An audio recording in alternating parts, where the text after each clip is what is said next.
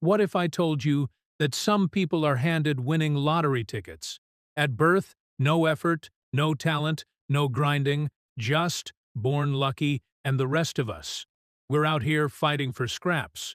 But here is the real question. Is luck actually real, or is it something far more interesting than that? Let's start with the most extreme example of luck imaginable. In a monarchy, a kingdom, the firstborn son doesn't interview for the throne.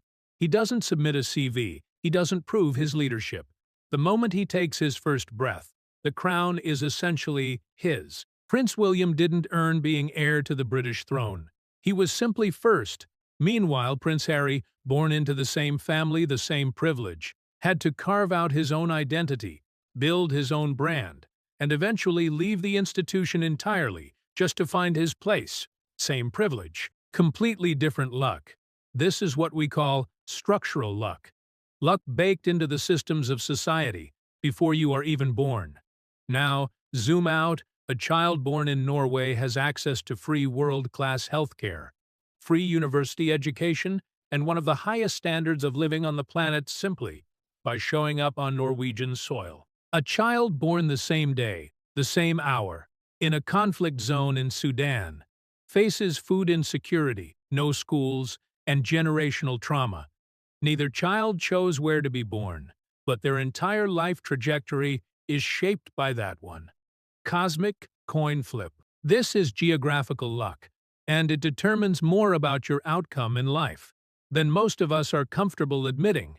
Ever heard the phrase, "It is not what you know, it is who you know"? Studies show that up to 85% of jobs are filled through networking. That means the well-connected kid whose dad plays golf with the CEO. He is getting the internship, not because he is smarter, but because of access. This is social luck, the invisible web of relationships that opens doors before you even knock. But here is where it gets fascinating. Even the people we call self-made had luck woven into their story. Oprah Winfrey grew up in poverty, but she happened to meet a radio producer who saw something in her at exactly the right moment. Bill Gates was brilliant, but he also happened to attend one of the only high schools in America in 1968. That had a computer terminal. Hard work is necessary, but almost never sufficient alone.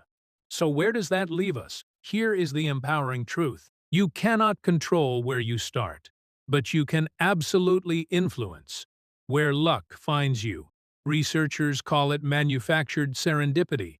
The idea that lucky people aren't just passive recipients of fortune. They put themselves in more rooms. They say yes more often. They stay curious longer. They build wider networks. And they keep going after failure, which means they're still in the game.